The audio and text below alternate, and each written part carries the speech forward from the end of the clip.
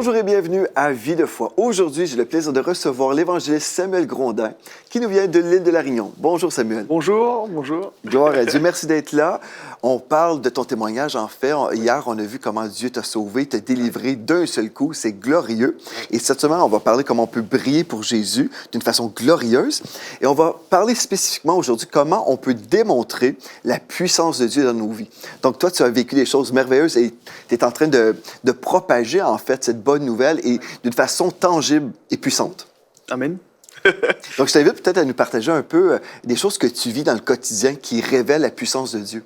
Avec grand plaisir. J'aimerais juste pour cela, si c'est possible, de lire dans Luc au chapitre 4, au verset 17. Luc chapitre 4 au verset 17. Qui parle de Jésus, l'évangéliste. Oui. Ok, alors, je vais lire ça. Il se rendit à Nazareth, où il avait été élevé, et selon sa coutume, il entra dans la synagogue le jour du sabbat, et il se leva pour faire la lecture. Et on lui remit le livre du prophète Ésaïe. L'ayant déroulé, il trouva l'endroit où il était écrit « L'Esprit du Seigneur est sur moi, parce qu'il m'a oint pour annoncer une bonne nouvelle aux pauvres. Il m'a envoyé pour guérir ceux qui ont le cœur brisé, pour proclamer aux captifs la délivrance et aux aveugles le recouvrement de la vue, pour renvoyer libres les opprimés et pour publier une année de grâce du Seigneur. » Et ça, c'est la base. C'est la base. C'est ce pourquoi Jésus, quand il nous dit que le Saint-Esprit vient sur nous, c'est pour que nous puissions manifester la puissance du Saint-Esprit partout où nous allons. Et donc, tu parlais de témoignages, tu me demandais de partager peut-être quelques éléments que j'ai pu vivre. Là, j'ai un témoignage qui me vient à l'esprit. Un jour, une dame vient me voir à la fin d'une célébration à l'église. Il était quand même assez tard, et puis elle vient à l'avant, parce que nous, on a pour habitude, les pasteurs de l'équipe, de se mettre juste à l'avant de l'estrade, à la fin des célébrations, pour que les gens qui ont besoin de prière puissent avoir accès à nous et qu'on puisse prier pour eux. Et donc cette dame vient, et c'était une dame qui n'était pas du tout de l'église, ni de la Réunion, elle était juste en vacances, pas chrétienne. Elle était venue loger chez un ami, et il l'a invitée à venir à l'église. Et du coup, elle est venue pour que je puisse prier pour elle. Et c'était particulier, parce qu'elle était venue, elle a voulu que je prie pour son genou, pour qu'elle soit guérie dans son genou. Mais quand je regardais son visage, j'étais vraiment interpellé, parce que ses cheveux, il y avait une frange qui recouvrait son front d'une manière spécifique, mais je voyais qu'il y avait quelque chose qui n'était pas normal. Et la dame n'avait plus de nez, en fait. Oh, wow. Elle avait juste un petit peu de peau qui était collée carrément à la paroi. Là. Il n'y avait plus de nez, il n'y avait plus la forme, il n'y avait plus tout ça. Apparemment, elle avait fait de la chirurgie esthétique pour que ça ressemble à quelque chose. Et donc, je questionne la dame. Je prie d'abord pour son genou. Et avec un peu d'hésitation, j'avoue, je savais pas si je pouvais le faire, de me proposer de prier pour elle par rapport à son visage, parce qu'elle ne me l'a pas demandé. Mais j'ai quand même osé. J'ai dit, non, mais excusez-moi, je vois que votre visage vous avez fait un accident, qu'est-ce qui s'est passé? Et puis la dame m'explique qu'effectivement, elle a été agressée par des jeunes alors qu'elle tirait de l'argent à un distributeur.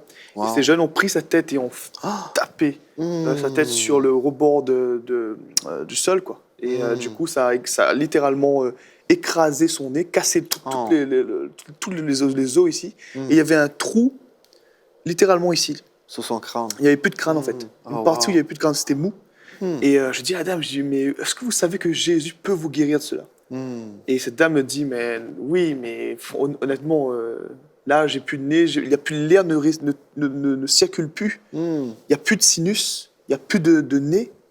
Il n'y a plus de cartilage, il n'y a plus rien. Il y a juste un amas de chair qui était très fin, qui était juste pour pas que ce soit totalement vide, quoi.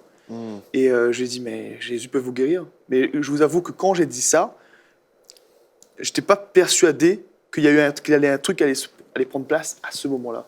Je l'ai fait parce que j'ai obéi à Dieu et parce que je sais qu'il est sur moi pour cela. Donc pour libérer les captifs, pour que les gens soient guéris, restaurés. Et du coup, j'ai dit, ok, je vais par la foi. J'ai posé mes doigts sur son amas de chair. Et j'ai dit, maintenant, dans le nom de Jésus, sois guéri. Et au moment où je fais cela, le nez se recrée littéralement dans mes mains. Littéralement. Et en fait, je sentais tellement que la chair prendre une forme sous mes doigts que j'étais obligé de tirer. Et quand je tirais, le nez prenait place. Littéralement. Gloire à Dieu. Et au moment où j'ai fait ça, la dame me regarde, elle était en pleurs, et puis elle commence en fait, sa copine qui était là, elle prend le visage de sa copine, et puis elle souffle avec son nez Wow. sur la joue de sa copine, et là, sa copine, elle part dans les... Ouah, mais qu'est-ce qui se passe? Et elle se met à crier, c'était vraiment fou. Et cette dame-là se met du coup à aller sentir les fleurs, sentir ce qu'il y a à l'extérieur, il y avait des fleurs, elle se mettait à sentir comme ça, elle me disait, mais c'est incroyable, ça fait 4 ans que j'ai plus d'odorat, qu'il n'y a plus d'air qui circule dans mon nez, là ça circule, je sens, elle sentait son nez, voilà quoi. Je veux juste pour illustrer le fait que lorsque on ne croit à ce que la parole de Dieu nous dit, Jésus agit. Et à ce moment-là, j'aurais pu rater cette opportunité de vivre ce miracle créatif. Si j'étais dans ma tête me disant non, Dieu n'est pas capable, ou je ne suis pas capable, ou j'ai pas envie, mais que je suis juste soumis à ce que la parole de Dieu nous dit, et boum, le miracle a pris place. C'est merveilleux, c'est glorieux. Dis-moi, quand tu as prié pour elle, est-ce que tu ressentais quelque chose de spécial avant ou pas vraiment? Non. Pas vraiment? Donc c'est juste par la foi? En fait, je sentais vraiment que Dieu voulait que j'aille dans cette direction. Parce que j'étais attiré quand même. Parce que quand j'ai prié pour son genou, j'allais m'arrêter là. Mais je sentais que Dieu voulait que j'aille, je continue, que j'aille jusqu'au bout, que je pose la question pour son visage. Et j'ai obéi, j'ai fait. C'était le seul ressenti que j'avais. Je ne sentais pas d'onction sur moi, je ne sentais pas une puissance particulière dans mes mains ou de feu dans mes mains. Non, pas du tout. J'ai fait juste par la foi et Dieu a... C'est-à-dire que tu as été audacieux, en Exactement, fait, juste obéissant à ce que tu ressentais dans ton esprit. Puis ça, c'est merveilleux, hein, parce que je pense souvent, les gens s'imaginent, je dois ressentir quelque chose. Oui. Parce que, en tout cas, dans mon cas, je sais que j'ai eu des témoignages, puis je sentais absolument rien. Puis d'autres fois, on sent quelque chose et on s'imagine que quelque chose de glorieux va se produire. Mais en fait, ce que Dieu recherche, c'est l'obéissance. Hein. C'est ça. C'est l'obéissance. Puis nous, on recherche des fois des sentiments. Je dois ressentir des frissons. Oui, mais Dieu recherche l'obéissance, tout simplement parce qu'il voulait toucher cette femme. C'est merveilleux. Il voulait changer sa vie, en fait. Exactement. Je suis certain qu'au-delà de l'odorat, sa vie a changé. Je l'ai eu quelques semaines plus tard, la femme était totalement différente. Totalement transformée. C'est merveilleux. Donc, Jésus n'a pas changé. Est-ce que c'est ça ta théologie? Jésus n'a pas changé. Jésus n'a pas changé. Donc, Jésus faisait des choses merveilleuses. Quand on lit le Nouveau Testament, on voit comment Jésus allait de lieu en lieu, faisant du bien et guérissant tous ceux qui étaient sous l'emprise du diable parce que Dieu était avec lui. Donc, Jésus aimait libérer les gens, il aimait guérir, restaurer des vies. Et nous, qui sommes le corps de Christ aujourd'hui, nous sommes appelés à faire la même chose. Exactement. Amen, c'est merveilleux. Mais gloire à Dieu pour ça. Donc, je suis certain que tu as déjà glorifié Dieu pour ça dans le passé. Amen. Et on le fait aujourd'hui à la télévision et à la maison. On fait dire merci Seigneur. Si Dieu a utilisé l'évangile Samuel, pourquoi pas vous?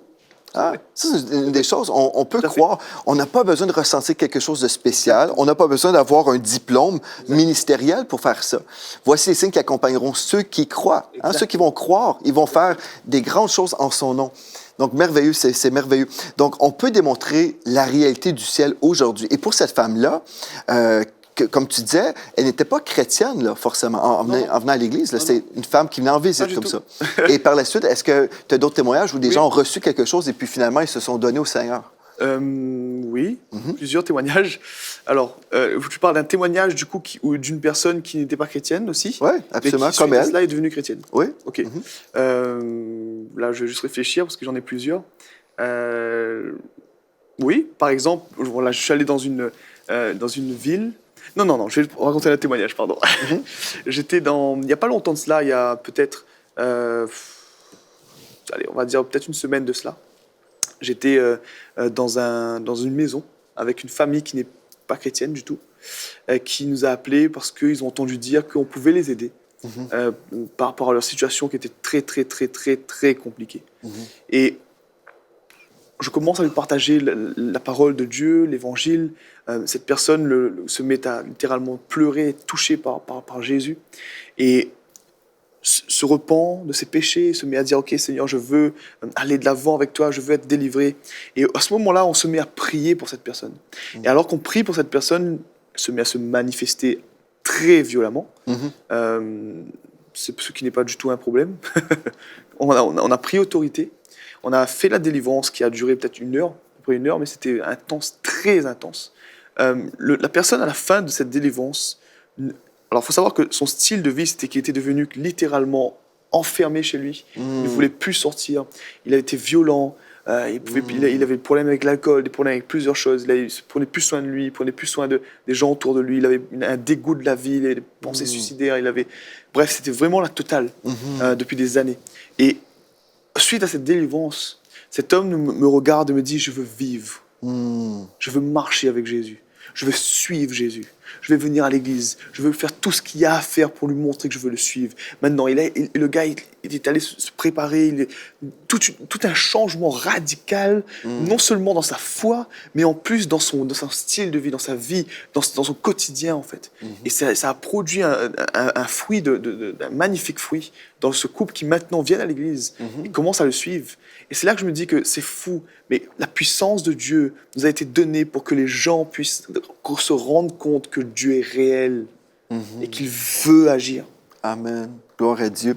C'est quelqu'un, par exemple, que tu rencontres, admettons, tu es chez toi, juste dans ta routine normale, tu sors faire les courses et puis tu vois quelqu'un qui a besoin de Jésus, tu t'approches de la personne parce que tu aimes parler de lui, tout ça. Bon, admettons, tu rencontres quelqu'un qui est hostile à l'Évangile. Oui. Comment est-ce que tu vas répondre pour lui démontrer, en fait, au-delà de ses arguments? Peut-être il dit, moi, je ne crois pas en Dieu, mais comment est-ce que toi, tu peux faire et peut-être donner des conseils pour ceux à la maison qui disent, moi, j'ai peur d'évangéliser parce que des fois, je rencontre des gens qui sont hostiles, mais comment tu fais pour démontrer, en fait, que ce n'est pas une religion, mais vraiment, on peut relâcher la puissance de Dieu sur la personne? Comment est-ce que tu ferais, toi? Alors, dans le cas où la personne se trouve hostile, mais on sent qu'il y a que la personne est hostile parce que elle ne veut pas croire. Mais il y a certains types de personnes que j'ai déjà rencontrées qui sont vraiment rudes et qui se disent non. Mais quand c'est comme ça, je dis monsieur, que Dieu vous bénisse, passez une excellente journée. En tout cas, Jésus vous aime. Et puis je m'en vais. Ouais. Je ne vais pas insister. Mais cependant, quand je vois que la personne, elle veut une réponse. Elle ne se dit pas juste non et elle part, elle dit non, mais moi je ne crois pas en cela, moi je suis pas d'accord et tout, Jésus n'existe pas, Dieu n'existe pas, je suis d'accord. En fait, la première chose que je fais, c'est que je demande au Saint-Esprit ce qu'il veut dire. Parce que le plus important dans tout cela, ce n'est pas d'évangéliser pour évangéliser. Non, le but, c'est d'être conduit par le Saint-Esprit. C'est ça. Parce qu'on a des cas où Dieu te dit ne va pas voir cette personne-là, prends soin de ta famille. Tu es avec ta femme et tes enfants. Focalise-toi sur ta femme et tes enfants, même si le gars est malade à côté de toi. Jésus entrait dans des endroits, il guérissait un malade alors qu'il y avait une centaine de personnes qui étaient malades. Ça dépend de ce que le Saint-Esprit Être dirigé par le Saint-Esprit. Être dirigé par le Saint-Esprit. Et dans le cas où la personne commence à répondre et Dieu nous conduit à parler avec elle, je demande au Saint-Esprit, parle-moi, donne-moi une parole, donne-moi quelque chose concernant cette personne qui va faire un déclic et qu'elle va s'ouvrir pour que ton amour puisse la toucher. Ouais. Là, il me vient à l'esprit un témoignage. J'étais dans un centre commercial et j'étais en train de faire mes courses. Non, j'étais pas en train de faire mes courses. J'étais allé dans le but d'évangéliser cette fois-ci. Et je croise quelqu'un, un monsieur de confession musulmane qui était intégriste, je dirais, très intégriste, avec comment on appelle ça, le turban, je sais pas si ça s'appelle comme ça, avec le maquillage, avec ah non, mais vraiment très à fond, on va dire. Et cet homme-là était en train de faire ses courses. Et du coup, je vais l'aborder directement quand il fait ses courses. Et au moment où on l'aborde, il est un peu surpris qu'on vienne parler avec lui. On lui dit, mais écoutez monsieur, nous on est chrétiens et on veut juste vous partager l'amour de Jésus. Et elle dit, ah oui d'accord. Et puis là, il nous sort des passages de la Bible, littéralement, bam, bam, bam. Il connaissait la Bible par cœur, il connaissait la Torah par cœur, il connaissait le Coran par cœur. Et là, il sort des versets pour nous montrer que la connaissance, il l'a, mais que du coup, c'était lui le meilleur en fait, entre guillemets. Il voulait montrer tout de suite que c'était lui qui était supérieur. Et là, avec mon ami qui était là, on se dit, ok, pas de problème, Saint-Esprit, qu'est-ce que tu veux nous dire? Et au moment où le Saint-Esprit nous dit, ok, il a fait un accident il y a 2 ans, à cause de cela, il y a un problème à son genou, et il n'est toujours pas guéri. Et là, on lui dit ça. Au moment où il dit ça, il commence à pleurer. Il dit, mais comment vous savez ça? Je dis, c'est parce que Dieu vous aime. C'est ça. C'est parce que Dieu veut vous toucher. Est-ce qu'on peut prier pour vous? Oui. On prie pour lui, totalement guéri. Ouais. Et là, sa femme vient, elle est touchée, juste à côté, elle commence à comprendre qu'il y a un truc qui se passe. Et là, le gars, il me dit, mais qu'est-ce qui se passe? Je lui dis, tu peux avoir toute la connaissance que tu veux, mais tu dois expérimenter l'amour de Jésus. Amen. Parce que c'est ça qui va faire toute la différence. Mm. Et du coup, suite à cela, il nous a invités chez lui à plusieurs reprises. Et on est allé lui enseigner la Bible. Et au fur et à mesure des fois où on allait le voir, il avait des rêves où Jésus venait se révéler à lui Wow. dans sa maison. Et c'est là que je réalise, je me dis, mais c'est fou. Mm. C'est fou quand tu choisis de manifester la puissance du Saint-Esprit. Dieu a choisi de se manifester comme ça. On ne peut pas juste arriver avec un marketing ou avec des techniques d'évangélisation, avec des techniques d'approche ou avec des bonnes paroles. Non, on vient avec la puissance de Dieu. La puissance de Dieu, là, elle n'est pas forcément spectaculaire toutes les Tout à fois. fait. Hein. Tout à fait. Moi, je pense, à dimanche passé, mon épouse et moi, on est allés manger dans un restaurant qu'on fréquente souvent. C'est un de nos restaurants préférés. Et puis, le propriétaire, en fait, il nous a demandé une rencontre parce qu'il nous voit souvent. Puis, il disait, j'aimerais ça m'asseoir avec vous pour me présenter un projet. Mais comme on parle avec lui, il nous dit, en fait, qu'il était musulman. Et puis, donc, on lui partage un peu l'Évangile, la bonne nouvelle de Jésus. Et puis, il revenait toujours à Allah, son Dieu et tout ça. Et puis, j'ai dit, bon, on n'a pas entré dans les arguments, mais on a écouté. Et on lui a parlé aussi que Jésus a dit lui-même, parce que lui, il disait qu'il croyait que Jésus est un prophète. Donc, j'ai dit, bien, le prophète Jésus a dit, je suis le chemin, la vérité et la vie. Nul ne vient au Père que par moi. Et puis, à la fin de la conversation, j'ai dit, est-ce que je peux prier pour vous? Puis il a dit, ah oui. Ça fait que là, j'ai prié dans le nom de Jésus. Et puis, la présence de Dieu est venue dans le restaurant. Puis, à la fin, il a dit, ah, mais c'est ça que je veux, là. Il dit, c'est ça que... Il dit, ah, là, je me sens bien, mais c'est ça que je veux. Je dis, c'est ça, bien, c'est merveilleux parce qu'on n'est pas obligé d'entrer dans des arguments, là. Tout à fait. C'est pas ça l'idée. C'est quand on prie le Seigneur, bien, moi, je sais que la présence de Dieu vient et les gens ressentent la présence de Dieu. Mais des fois, on s'est spécialisé dans les argumentations. On est là, Exactement. on arrive avec des arguments. Mais c'est pas ça parce qu'on peut gagner des arguments. On peut gagner et perdre la personne, en fait. Exactement. Mais si on veut juste laisser l'amour de Dieu toucher la personne. Et moi, je me souviens, c'était juste dimanche passé, j'ai prié vraiment que l'Esprit de Dieu se révèle à lui, même la nuit, pendant qu'il dort, que Dieu puisse lui donner un songe. Et puis, on est supposé de le revoir aussi. Wow. Donc, j'ai la foi que Dieu fait quelque chose dans sa vie. Amen. Mais je pense, des fois, on s'imagine, le titre aujourd'hui, c'est démontrer la réalité du ciel. Des fois, on s'imagine qu'on doit être un homme ou une femme de foi, des superstars pour Dieu. Qu'on doit faire des choses comme vraiment extraordinaires. Et oui, on peut faire ces choses extraordinaires, mais c'est pas dans le spectaculaire forcément. Des fois, juste une prière, juste le fait d'aimer quelqu'un. Je me souviens récemment, on a reçu un ouvrier à la maison, et puis c'est quelqu'un qui était épuisé. Je ressentais la fatigue de la personne. Et puis, la personne est venue faire des réparations autour de la maison. J'ai dit, est-ce que je peux prier pour toi? Puis en priant avec lui, là, après, il s'est mis à genoux pendant que je priais, puis après, il s'est mis à pleurer. Je me dis, mais c'est simple, en fait. Hein? C'est juste aimer les gens. Et après, on voit comment les gens sont touchés et rencontrés, parce que ce n'est pas nous. Hein? C'est pas moi qui peux faire quelque chose dans sa vie, mais c'est le Saint-Esprit qui est là, qui vient sur la personne. C'est surnaturel, en fait. Exactement. Ouais. Et c'est fait, de même, dernièrement, il y a une personne qui vient chez moi, et c'est un commercial qui présentait des produits pour la maison. Et au moment où il s'assoit à table avec nous, il commence à nous partager ce qu'il veut nous partager. Ouais. Et notre attitude, notre accueil, notre amour envers lui a fait en sorte qu'il ouvre son cœur. Et quand on lui pose la question, on dit, mais c'est quoi ton histoire? Qu'est-ce que tu as vécu? Et cet homme s'est mis à partager son passé. Et les larmes ont commencé à couler dans ses yeux, parce qu'il commençait à parler de la douleur qu'il avait, des choses comme ça. D'ailleurs, c'était un homme qui avait fait aussi un accident, et qui avait aussi un gros problème au genou, qui était assez grave. Et là, il nous partage tout cela, et puis il me dit, mais je ne sais pas pourquoi je vous partage tout ça, mais voilà, je vous le dis. Et puis nous, on dit, écoute, ne t'inquiète pas, parce qu'il sait, il sait qui je suis, il était clair avec lui, je suis pasteur, évangéliste, je prêche l'évangile, en fait. Et en fait, après la conversation, le moment qu'on a passé ensemble, au moment où il partait, ma femme lui dit, est-ce que tu veux qu'on prie pour toi? Et là, il nous dit, bah oui, bien sûr. Et il ne savait pas trop de quelle façon on allait le faire, mais je dis, ouais. On a posé la main sur ses genoux. On a prié pour lui, il a été totalement guéri. Il a commencé à bouger, il a dit, c'est bizarre, ça craque plus, c'est bizarre, j'ai plus de douleur. Mais c'est quoi? Qu'est-ce qui se passe? Et on devait se revoir quelques jours plus tard. Quelques jours plus tard, il revient chez nous. Et là, il vient me voir, il me dit, mais t'es un magicien ou quoi? Je fais, non, non, non. Et là, il a soif, est là. Et là, je dis, non, c'est pas moi, c'est Jésus-Christ. C'est ça. C'est Jésus-Christ qui te cherche. C'est Jésus-Christ qui veut te montrer à quel point il veut t'emmener à une autre dimension. Et là, le gars était touché. D'ailleurs, c'est la première personne qui a acheté mon livre. Ah! Il a tout de suite, il a dit, c'est comme ça, je le fais, je veux prendre ton livre. Mhm. C'est fou de voir comment,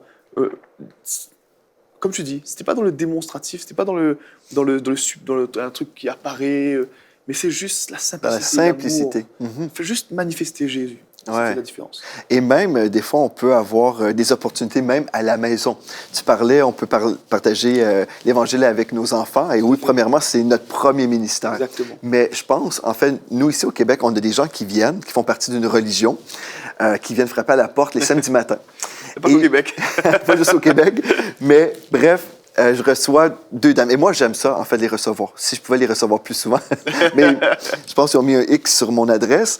Bref, mais il y a une occasion où il y a une dame qui est plus âgée, une plus jeune, qui arrive. Et puis là, eux, ils veulent me prêcher un royaume sur terre. Et puis, bon, j'écoute. Et souvent, ce que j'ai vu dans le passé, les chrétiens veulent argumenter puis débattre. Montrer qu'ils ont raison. Ouais.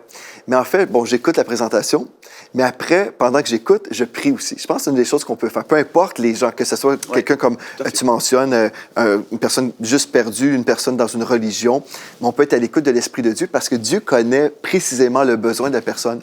Exact. Et puis, je me souviens, j'ai posé une question. J'ai dit, dites-moi comment ça se passe dans votre vie de prière. Parce que des fois, les gens arrivent avec leur théologie. Ils veulent nous convaincre de quelque chose, mais c'est rare qu'on s'intéresse à eux, en fait. Ouais. Je dis, mais comment ça se passe dans votre vie de prière? Et puis, la dame était vraiment surprise, elle ne savait pas trop comment répondre. Et puis, là, elle me parle un peu de la vie de prière. Là, j'ai commencé à parler de ma vie de prière et comment Dieu nous aime. Et puis, j'ai dit, Dieu vous aime avec un amour éternel. Et j'ai dit, est-ce que vous seriez d'accord vraiment de demander à Jéhovah vraiment à vous révéler les profondeurs de son amour? Et puis c'est difficile de dire non. La personne me dit, bien en fait, je sais vraiment que Dieu m'aime. Je dis, oui, je sais que vous savez, mais pouvez-vous lui demander de vous révéler les profondeurs de son amour? Et puis la personne se met à pleurer à la porte. C'est pas normal pour eux. Et puis après, je vois une des deux qui dit, comme, t'es pas supposé de pleurer, là. Mais la présence de Dieu vient. Ah, c'est ça, parce que Dieu veut atteindre ces gens-là. Dieu les aime autant qu'il nous aime. Donc, des fois, c'est juste dire, Seigneur, mais moi, qu'est-ce que je dois dire? Et puis, si c'est juste une prière, en fait, demande-moi, révèle-moi la profondeur de ton amour. Et la personne après, là, vous savez, des fois, on peut argumenter, et puis c'est vraiment une perte de temps totale parce que c'est pas ça que Dieu nous appelle à faire. Mais si on peut communiquer le cœur de Dieu, ou même, des fois, comme tu dis, donner une parole, des fois, on doit prendre un pas de foi aussi et dire, OK, je sais pas trop pourquoi, mais je ressens dans mon esprit, je dois dire telle chose. Et je me souviens une fois, j'évangélisais avec mon épouse, et puis justement, c'est ça, on commence à dire des choses, et là, on voit la personne qui se met à pleurer. Mais comment est-ce que tu connais ces choses-là? Nous, on connaît rien. On connaît rien, mais l'Esprit de Dieu qui est en nous, lui, il connaît les besoins, il connaît vraiment les paroles qu'on doit prononcer. Donc, il faut prendre un pas de foi, et j'ai même entendu dire, en fait, quelqu'un a donné une parole par la foi, et puis la personne se trompait. Mais le fait qu'elle s'est trompée quand même a impressionné la personne qui écoutait. Des fois, on pense qu'on doit avoir raison, on doit vraiment être juste et bien entendre. Des fois, on se trompe même. Et même, malgré tout ça, la personne était concernée en disant, « Tu crois que Dieu veut me parler? » Oui. Ah bon? Et puis la personne a été sauvée. Donc, Dieu peut prendre n'importe quelle situation. C'est intéressant quand tu parles de ça. Là, j'ai vécu ça un jour où j'étais en train d'évangéliser. Donc, je donne une parole de connaissance. Oui. Et quand je le fais, en général, je demande toujours à la personne de me dire si c'est vrai ou pas. Ouais. Dites-le clairement, dites-moi vraiment, en fait. Ça est vrai. Est-ce que j'ai bien entendu, là? C'est ça. Et puis, la dame me dit non, pas du tout. Je fais, vous me permettez, je peux réessayer? Je fais, oui, ok. Je redemande à Dieu. Et là, je redonne une parole. C'était toujours faux. Ah! Deuxième fois. Ouais. Alors je fais, mais oh purée, je suis désolé. Vous savez quoi, j'aime Jésus. Et j'apprends à entendre sa voix. Ouais. Ça vous dérange pas, je vais vous donner une dernière fois, une dernière parole. D'accord, monsieur, allez-y. Je lui donne parole et boum, ça tape dans le mille. Et la dame, elle est en pleurs, touchée par Jésus. Et pareil, sa réaction, c'était, c'est fou que quelqu'un essaye d'entendre la voix de Dieu pour moi. Ouais. Et du coup, la personne a été touchée. C'est là que c'est vrai, exactement ça. Même une erreur. Tant que notre cœur, c'est de manifester Jésus, ne pas forcément nous exalter nous-mêmes parce qu'on est capable de donner une parole, parce qu'on est surnaturel. Et c'est juste on veut aimer les gens, on veut juste les bénir. Et juste ça peut suffire pour vraiment manifester, être un canal pour que la puissance de Dieu descende. Absolument. Et intervienne. C'est merveilleux, c'est glorieux. Donc, je suis certain qu'il y a des gens à la maison qui disent, OK, moi, là, tu m'inspires, Pasteur Samuel. Je veux évangéliser, je veux briller en tout temps. Je veux démontrer la réalité du ciel aujourd'hui. Qu'est-ce que je dois faire là aujourd'hui si je veux vraiment accepter l'appel divin, celui de démontrer? Qu'est-ce que je dois faire et est-ce que tu peux prier pour moi? Moi, je dirais, c'est juste d'accueillir le Saint-Esprit et d'oser. Commencer par une personne. Et pendant qu'on va prier pour toi, il y a un prénom, il y a une personne, il y a un lieu qui va te venir à l'esprit. Et à ce moment-là, tu sauras quoi faire. Amen. On va prier, le Saint-Esprit va descendre, va te toucher. Et après, va voir la personne, appelle la personne. Et souvent, moi, ce que je fais, c'est que quand je reçois des noms, je prends une feuille, j'écris le nom de la personne, et je dis, Saint-Esprit, parle-moi. Et des fois, tout le temps, le Saint-Esprit, il me dit quelque chose de spécifique sur la personne. Et ensuite, je demande une deuxième chose, je dis, Saint-Esprit, quand est-ce que je peux partager cette parole à la personne? Il va me dire, là maintenant, ou attends encore. Ouais. Et boum, commencez comme ça. Commencez simplement comme ça. Et vous allez voir comment Dieu va vous bénir et comment Dieu va vous utiliser comme jamais auparavant. Est-ce qu'on peut prier ensemble? Ben oui. Seigneur Dieu, maintenant, merci. Merci pour cette opportunité. Merci pour ce moment divin maintenant. Et je prie pour cette personne. Je prie pour chaque personne qui écoute cette émission maintenant et qui se dise, moi, je suis chez moi et je veux manifester cette puissance. Je veux me sentir capable de le faire et je veux recevoir des choses du Saint-Esprit. Je veux que les gens soient touchés par Jésus. Et maintenant, Seigneur, je suis prêt maintenant. Je suis prête maintenant.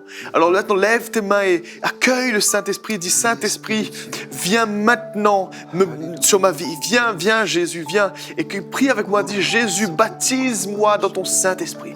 Jésus, baptise-moi dans ton Saint-Esprit. Parce que c'est de là que commence tout le reste, toute cette manifestation du ciel, c'est par le Saint-Esprit. Alors maintenant même, reçois le Saint-Esprit là où tu es, reçois le Saint-Esprit dans ta maison, reçois le Saint-Esprit là où tu es dans le nom de Jésus. Et si tu sens comme des mots qui veulent sortir de ta bouche, prie en langue, déclare ce qu'il y a à dire, mets sur off ton cerveau et commence à prier dans une nouvelle langue, la langue du ciel, et laisse le Saint-Esprit te saturer maintenant.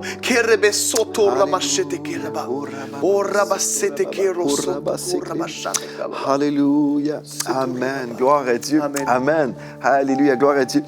Et en terminant cette émission, comme on priait, j'ai eu à cœur de vous mentionner, j'ai écrit un livre qui s'appelle Lumière prophétique, que vous pouvez retrouver sur le site de la boutique de EMCI. Lumière prophétique, en fait, j'explique comment c'est facile couler dans le surnaturel. C'est quelque chose juste de facile. On laisse le Saint-Esprit couler à travers de nos vies. Puis des fois, on se complique les choses. On pense qu'on doit accéder à un tel niveau, mais le niveau que Dieu recherche, c'est l'obéissance. Juste être obéissant et l'aimer et laisser son amour transpirer à travers de notre vie. Donc, alléluia pour ça, gloire à Dieu. Merci beaucoup, Samuel. On poursuit demain en parlant comment on peut briller pour Jésus. Merci à vous. Vous pouvez nous écrire en écrivant à videfoi@emcitv.com et nous dire comment le Seigneur vous touche cette semaine. Ça va vraiment être une bénédiction pour nous de vous lire. Donc, d'ici à demain, soyez richement bénis.